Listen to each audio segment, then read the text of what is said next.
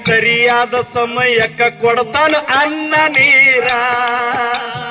ಕಲ್ಲಾನ ಕಪ್ಪಿಗೂ ಕಡೆಗಣಿಸಿಲ್ಲ ಶಿವ ಕೊಟ್ಟಾನ ಆಹಾರ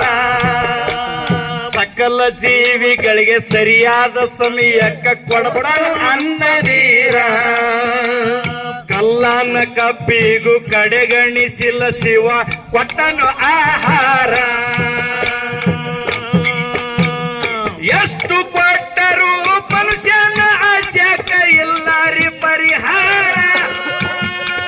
ಎಷ್ಟು ಕೊಟ್ಟರು ಮನುಷ್ಯನ ಶೃಂಗಾರ